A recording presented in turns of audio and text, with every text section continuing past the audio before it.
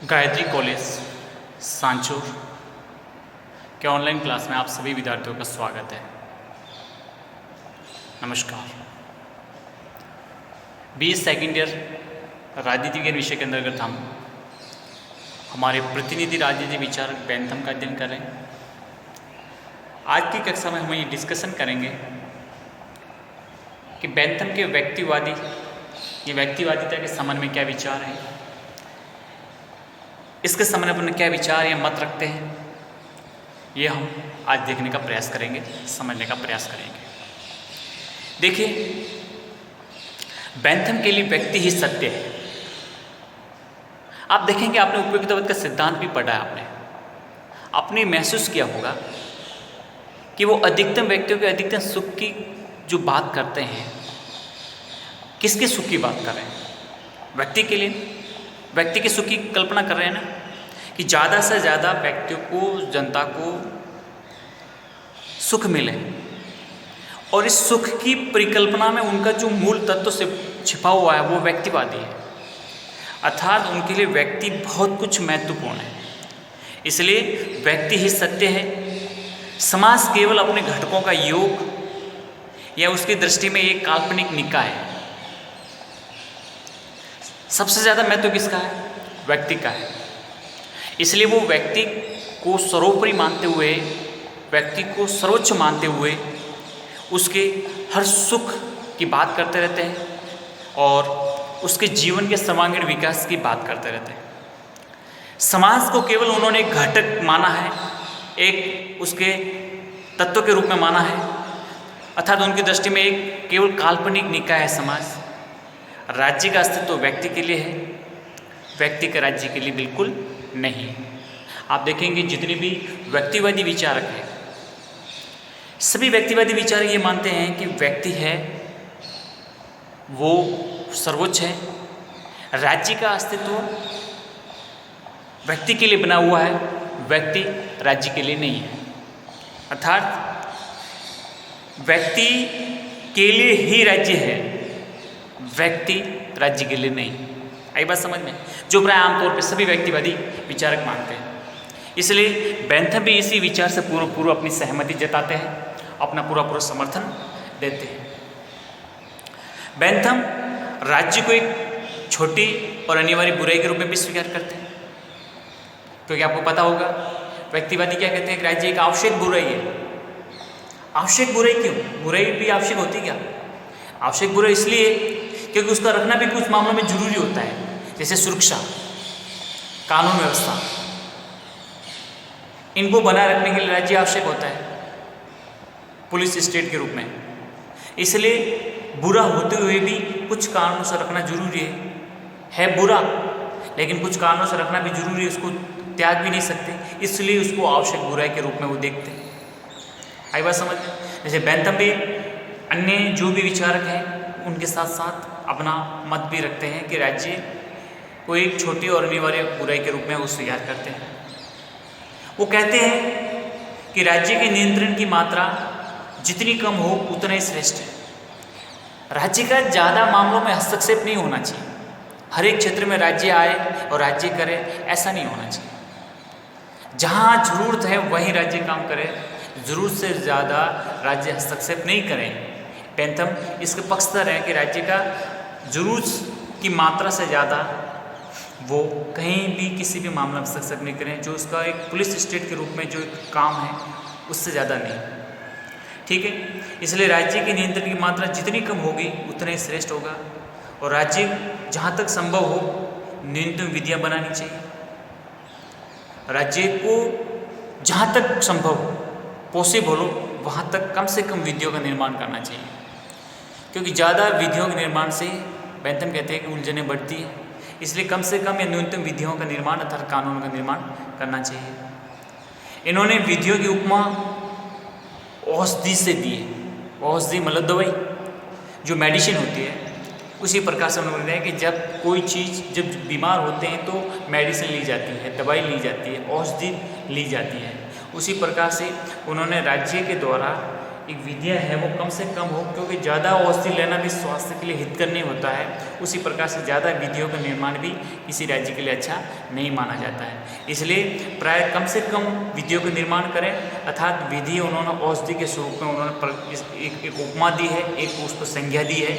इसके तौर पर उन्होंने बताया कि चीज़ कम से कम इसका होना चाहिए, क्योंकि जिस प्रकार अधिक औषधियाँ व्यक्ति के स्वास्थ्य को नष्ट कर देती हैं, उसी प्रकार अधिक विधियाँ समाज के विकास को अवरुद्ध कर देती है। स्पष्ट किया है कि ज़्यादा अगर हम दवाइयों का सेवन करेंगे, दवाई का अपन पान करेंगे, तो ये हमारे शरीर में साइड इफ़ेक्ट करते हैं और हमारे स्वास्थ्य को और भी कमज़ोर करती हैं। उसी प्रकार से अगर विधियाँ हैं, अधिक विधियाँ होगी तो वो समाज के विकास में एक बाधा पैदा करेगी, विकास के मार्ग को अवरुद्ध करेगी, रुकावटें पैदा करेगी। तो फिर हम अधिकतम व्यक्तियों को अधिकतम सुख की जो प्राप्ति करना चाहते हैं ये कभी हो नहीं पाएगा। इसलिए उन्होंने कहा कि जितनी कम से कम विद्या हो उतना ही बेहतर रहना चाहिए। ठीक है, इसलिए न्यूनतम विद्या समाज और राज्य दोनों के लिए अच्छा है, दोनों के लिए हितकर है। कम से कम विधियों का निर्माण किया जाए। ठीक है, फिर इसी में और कहते हैं कि राज्य की जो उपयोगिता है वो इसी में है कि वे उन्नति करने के लिए व्यक्तियों को अधिक से अधिक स्वतंत्रता दें। मतलब राज्य की उपयोगिता इस आधार पर है कि वे उन्नति के लिए, विकास के लिए, आगे बढ़ने के लिए व्यक्तियों को अधिक से अधिक स्वतंत्रता दें। और व्यक्ति की स्वतंत्रता पर प्रतिबंध तभी लगाया जा सके या तभी लगाया जाना जरूरी है जब वो सामान्य हित के लिए आवश्यक, सामान्य हित के लिए अब क्या आवश्यक हो गया है तब ही उस पर प्रतिबंध लगाएं, अन्यथा उस पर प्रतिबंध नहीं लगाया जाए। बेंथम की स्वतंत्रता संबंधी कल्पना है वो पूरी तरह से एक प्रकार से निषेधात्मक है, नकारात्मक है। वह प्रतिबंधों के अभाव को इस स्वतंत्रता समझ रहे थे। ठीक है, तो ये है उनके व्यक्तिवाद के संबंध में, जिसमें हमने ये देखा कि व्यक्ति को सर्वोच्च स्थान देता है, व्यक्ति उनके लिए साध्य है, राज्य केवल एक साधन है। ठीक है, समाज के घटकों को, समाज को केवल एक घटक या तत्व के रूप में वो एक काल्पनिक निकाय के रूप में देखता है।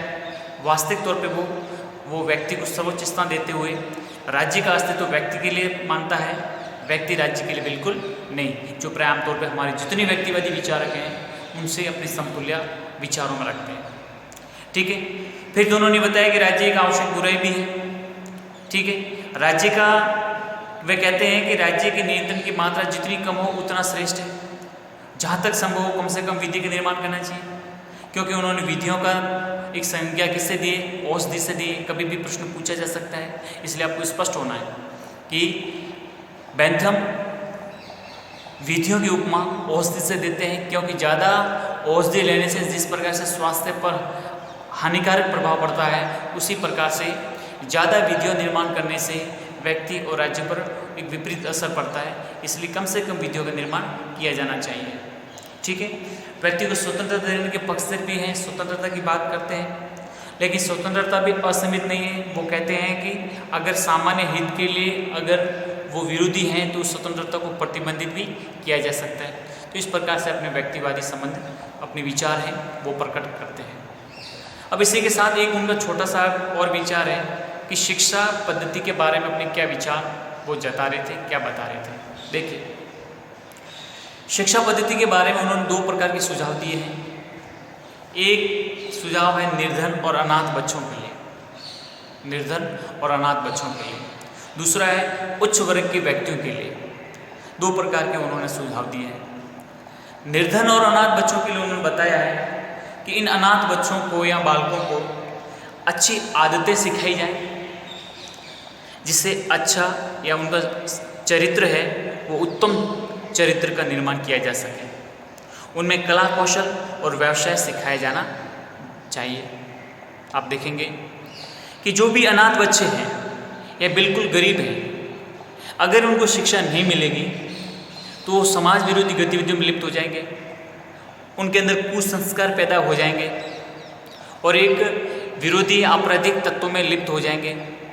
तो उनसे बचाने के लिए, उनको सदमार्ग पर चलाने के लिए ये कहते हैं कि इससे इस प्रकार के निर्धन और अनाथ बच्चों को अच्छी आदतें सिखाई जाए। अच्छी आदतें होगी तो उनका चरित्र भी अच्छा होगा, उत्तम होगा। इसलिए उनमें इस प्रकार की कला कौशल और व्यावसायिक शिक्षा दी जाए ताकि वो अपने जीवन यापन अच्छे ढंग से कर सकें, अच्छे नागरिक बन सकें। एक तो ये बताया उन्होंने। दूसरा उन्होंने बताया कि उच्च वर्गीय शिक्षा, उच्च वर्ग के व्यक्तियों के लिए जो शिक्षा है उसमें उन्होंने बौद्धिक विकास पर अधिक ध्यान देने पर बल दिया है। उच्च वर्ग की शिक्षा के लिए बौद्धिक विकास पर सबसे ज़्यादा उन्होंने ध्यान दिया है, ताकि बौद्धिक विकास विवेक शक्ति के माध्यम से वो अपना अच्छे ढंग से विकास कर पाएंगे और जो प्रशासन, न्यायिक या और भी किसी भी क्षेत्र में जिस प्रकार से राज्य के द्वारा जो कार्य संचालित होते हैं उनमें भागीदारी निभा सकें। इसलिए बेंथम ने आधुनिक भाषाओं तथा विज्ञान पर भी सबसे ज़्यादा बल दिया है कि इनके माध्यम से ज़्यादा बच्चों को मतलब इन उच्च शिक्षा प्राप्त में व्यक्तियों के लिए दी जाए। बेंथम सरल से कठिन, आप देखेंगे मनोवैज्ञानिक पद्धति, जब हम साइकोलॉजी शिक्षा मनोविज्ञान का अध्ययन करते हैं तो उसमें कई प्रकार की शिक्षा पद्धतियों का उल्लेख होता है। उसी प्रकार से उन्होंने बताया है कि हमेशा सरल से जटिल या सरल से कठिन शिक्षा पर बढ़ना चाहिए तथा इसके लिए उन्होंने एक प्रकार की मॉनिटर पद्धति का समर्थन किया। मॉनिटर पद्धति के माध्यम से इस शिक्षा व्यवस्था को दिया जा सकता है। इसलिए इन दोनों प्रकार की शिक्षा पद्धतियों को सुझाव देते हुए इन्होंने बताया कि राज्य का ये कर्तव्य है कि वे इस प्रकार की समुचित शिक्षा व्यवस्था का प्रबंध करें ताकि वो दोनों ही क्षेत्र में निर्धन और अनाथ बच्चों के लिए और उच्च वर्ग के व्यक्तियों के लिए शिक्षा का प्रबंध कर सकें। ये बेहद जरूरी है। तो ये थे बेंथम के विचार। अब हम उनके अंतिम टॉपिक के रूप में देखते हैं कि बेंथम का क्या योगदान है हमारी राजनीति विज्ञान के इतिहास में और किस प्रकार से उन्होंने अपने सिद्धांतों के माध्यम से, अपने विचारों के माध्यम से अपना अपूर्व योगदान दिया। देखिए, सबसे पहले उन्होंने उपयोगितावादी सिद्धांत के दार्शनिक का आधार प्रदान किया, जो एक नैतिक सिद्धांत था। उस नैतिक सिद्धांत को उन्होंने राज्य के कार्य क्षेत्र में लागू करके अधिकतम व्यक्ति को अधिकतम सुख की जो कल्पना की उसको एक व्यवहारिक बनाने का, सैद्धांतिक को व्यवहारिक बनाने का बहुत बड़ा काम किया। और इसी को मानते हुए आज देखते हैं कि हर लोक कल्याणकारी राज्य ये चाहता है कि ज़्यादा से ज़्यादा अधिकतम लोगों का कल्याण किस प्रकार से किया जा सके, उनमें बहुत बड़ी भूमिका देखने को मिलती है। इसलिए ये कह सकते हैं कि राज्य और शासन के कल्याणकारी लक्ष्य की घोषणा में इस उपयोगितावादी सिद्धांत को सबसे ज़्यादा महत्व दिया जाता है। देखो, इस जीवन की, क्योंकि हमने पढ़ा है उपयोगितावाद को, बेंथम को प्राय उपयोगितावाद का पर्याय माना जाता है। उन्होंने अपनी स्वतंत्रता सब विचारों से भी महत्वपूर्ण उन्होंने बल दिया है उपयोगितावाद, क्योंकि मैंने आपको पिछली कक्षा में बताया था कि बेंथम स्वतंत्रता, समानता और भ्रातृत्व को भी एक प्रकार का मतलब भ्रामक मानता है, विभ्रम मानता है। वो कहते हैं कि इंसान सुख की कामना करते हुए जीता है, वो हर काम ऐसा करेगा जिससे उसको सुख की प्राप्ति हो, ऐसा कोई काम नहीं करेगा जिससे उसको दुख की प्राप्ति होती है। इसलिए वो ज़्यादा से ज़्यादा सुख की प्राप्ति करने के लिए हर पल रहता है। और हमें ये भी समझना चाहिए कि हम जो मनुष्य हैं वो हमारे जो सार्वभौम शासक हैं और कोई कुछ नहीं है, सिर्फ सुख और दुख, प्रसन्नता और पीड़ा, यही हमारे सार्वभौम शासक हैं और हम इन्हीं के नियंत्रण में अपना जीवन जीते हैं। इसलिए हमें वो कार्य करना अच्छा लगता है जिससे हमें सुख अर्थात एक सुखद एहसास होता हो, और वो कार्य करने से हम कतराते हैं या उससे दूर रहते हैं जिनसे हमें दुख की प्राप्ति होती है। इसलिए जिस प्रकार से हम व्यक्तिगत तौर पे चाहते हैं उसी प्रकार से हर राज्य इस विचार को लागू करके अधिकतम लोगों के अधिकतम सुख की बात करें ताकि सभी मनुष्यों का कल्याण हो सके, सभी लोगों का विकास हो सके और आगे बढ़ सके। इसलिए जो कल्याणकारी लक्ष्य है आज के जो भी लोकतांत्रिक देशों का उद्देश्य, उसकी प्राप्ति में यह उपयुक्तवाद बहुत कुछ योगदान दे सकता है। एक तो हमने ये देखा, ये बेंथम का बहुत बड़ा योगदान माना जाता है। दूसरा आप देखेंगे शासन और संवैधानिक व्यवस्था में सुधार। आप देखेंगे हमने बेंथम के कानून व्यवस्था में सुधार, न्याय व्यवस्था में सुधार, दंड व्यवस्था में सुधार और जेल व्यवस्था में सुधार पिछली कक्षाओं में पढ़ा। वो ये मानते थे कि मेरे ज़माने में, मेरे तत्कालीन समय में इतने जटिल, दुर्बोध, क्रूर जो कानून थे उनको उन्होंने दूर करके सरल, सहृदय और आसान समझे जाने वाले कानूनों को उन्होंने संहिताबद्ध किया और जो उसके अंदर दोष थे उन दोषों का निराकरण किया। ठीक है। फिर जो न्याय व्यवस्था, कहते थे कि ब्रिटेन में तत्कालीन समय में जो न्याय व्यवस्था थी वो पैसों पे बिकता था न्याय, अर्थात जो साधन संपन्न है, शक्तिशाली है, जिसके पास धन है वही न्याय को खरीद सकता था। बेचारा शेष जो गरीब लोग हैं, निर्धन हैं, वो तो कभी न्याय प्राप्ति नहीं कर सकते थे। इसलिए वो कहते थे कि इस प्रकार की जो न्यायिक व्यवस्था है और जजों के बारे में जो उन्होंने टिप्पणी की है, न्यायाधीशों के बारे में जो टिप्पणी की है, वो प्राय कहते थे जज एंड कंपनी। तो उन्होंने जिस प्रकार से न्यायिक व्यवस्था में सुधार पर बल दिया, उन्होंने जूरी प्रथा की व्यवस्था का समर्थन किया कि अकेले न्याय जो निर्णय करेंगे तो वो हो सकता है किसी से प्रेरित होंगे। इस प्रकार से उन्होंने वहाँ के कानून व्यवस्था, वहाँ के न्यायिक व्यवस्था और वहाँ की दंड व्यवस्था में मैंने आपको जैसे पिछले कक्षा में बताया कि छोटे से व्यक्ति अगर कोई चोरी करता है तो उसको भी प्राण दंड दे दिया जाता था। क्या ये वाकिफ है? इसलिए उन्होंने कहा है, कुछ उन्होंने अपने तर्क दिए, कुछ उन्होंने सिद्धांत बनाए कि जब भी दंड का निर्धारण किया जाए या दंड दिया जाए तो उस समय आपको ये देखा जाएगा कि किस प्रकार का अपराध किया है, अपराध की क्या प्रकृति है, अर्थात उसने अपराध किया है तो अपराध के समय क्या परिस्थितियाँ रही है। ऐसे सब बातों को उल्लेख करके उन्होंने हर एक व्यवस्था में सुधार की बात की है। तो आप देखेंगे उन्होंने विधि को सर्वोच्च स्थान बल दिया, विधि को प्रमुख मानते हुए उन्होंने जिस प्रकार के विभिन्न प्रकार की संवैधानिक व्यवस्था है, सुधार की पहल की, जो आज हम बिल्कुल उसके करीब हैं। साथ ही उन्होंने जितनी भी रूढ़िवादी संकल्पना है जो एक केवल अंधविश्वास या रूढ़िवाद पर आधारित है, ऐसी संकल्पनाओं पर ज़बरदस्त तरीके से प्रहार किया, उन पर चोट पहुँचे कि इस प्रकार से हम इसको स्वीकार नहीं कर सकते।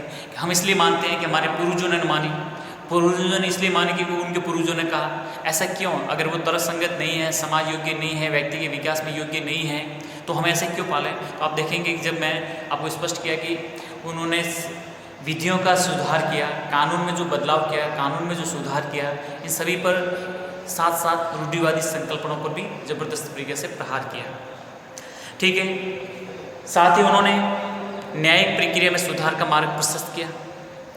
न्यायिक व्यवस्था को बिल्कुल हर अमीर और गरीब व्यक्ति को समान मानते हुए उसी के जो अपराध है, अपराध व्यवस्था के अनुरूप उसको दंड दिया जाए तथा जिस किसी प्रकार की जो भी दुर्बोधता थी उसको दूर करके नवीनतम कानूनों को समावेश करके, कानूनों का संहिताबद्ध करके जो भी सुधार और जो न्यायिक प्रदान व्यवस्था में जो जूरी प्रथा का उन्होंने स्वीकार किया, तो ये सब जो महत्वपूर्ण मार्ग बताए उन्होंने, जो हमारे कैसे समझ सकते हैं कि न्यायिक व्यवस्था में सुधार के लिए जो मार्ग प्रस्तुत किया। उन्होंने अंतर्राष्ट्रीय कानून, फौजदारी, दीवानी और संवैधानिक अर्थात सिविल, क्रिमिनल, इंटरनेशनल लॉ और जो भी कॉन्स्टिट्यूशनल लॉ अर्थात संवैधानिक कानून, इन सभी का उन्होंने अलग अलग तरीके से सबका एक शुद्धिकरण करके सबका कॉडिफाई किया, संहिताकरण किया, कोड ऑफ कंडक्ट एक प्रकार से सब कानूनों का क्या है। इससे पहले ब्रिटेन में तत्कालीन समय में किसी ने नहीं किया था जो ये इन्होंने किया, तो इनका बहुत बड़ा अपूर्व योगदान माना जाता है। फिर उन्होंने, आप देखेंगे कि राजनीति विज्ञान में अनुसंधान और शोध की प्रवृत्ति को प्रोत्साहन दिया। आप देखेंगे कि उन्होंने अनुभवात्मक और वैज्ञानिक पद्धतियों का जो प्रयोग किया, इसी के फलस्वरूप देखेंगे कि राजनीति विज्ञान में बहुत बड़ा एक अनुसंधान, शोध की प्रवृत्ति को प्रोत्साहन या बढ़ावा मिला। सामाजिक विधि शास्त्र के जन्मदाता के तौर पर ये माने जाते हैं तथा विधि में प्रत्यक्षवादी सिद्धांत, विधि के प्रत्यक्षवादी सिद्धांत के प्रवर्तक के रूप भी बेंथम को जाना जाता है। फिर आपने देखा होगा शासन के संबंध में विचार, तब देखेंगे कि हर एक विचार कोई राजतंत्र को, कोई अन्य तंत्र को, अल्पतंत्र को, वर्गतंत्र को, सबके अलग अलग बात करते हैं, लेकिन बेंथम एकमात्र कहते हैं कि सर्वोच्च शासन व्यवस्था है तो वो है लोकतंत्र। लोकतंत्र एक ऐसे शासन व्यवस्था है जहाँ अधिकतम व्यक्तियों के अधिकतम सुख की इस सिद्धांत को स्वीकार किया जा सकता है और इस सिद्धांत को हकीकत में फलीभूत किया जा सकता है। इसलिए सर्वोच्च शासन व्यवस्था के तौर पर उन्होंने लोकतंत्र को मजबूत स्थान दिया और लोकतंत्र के आधार स्तंभ को सुदृढ़ किया। इसलिए इनका भी बहुत बड़ा महत्व इस मतलब मुख्य तथ्य पर है कि इन्होंने लोकतंत्र का जबरदस्त तरीके से समर्थन किया। इसलिए उपरोक्त तौर पर निष्कर्ष तौर पर कह सकते हैं कि बेंथम एक महान विधि सुधारक रहे और उनके विधि निर्माण का उद्देश्य आजीविका, पर्याप्त समानता और सुरक्षा था। इसलिए सीएल वेपर कहते हैं कि पहला उपयुक्तिवाद का जन्मदाता है वो हुम, उसके बाद में अपन इनको मान सकते हैं। ठीक है, तो इन सब उपरोक्त आधार पर कह सकते हैं कि बेंथम का बहुत बड़ा योगदान राजनीति विज्ञान में माना जाता है।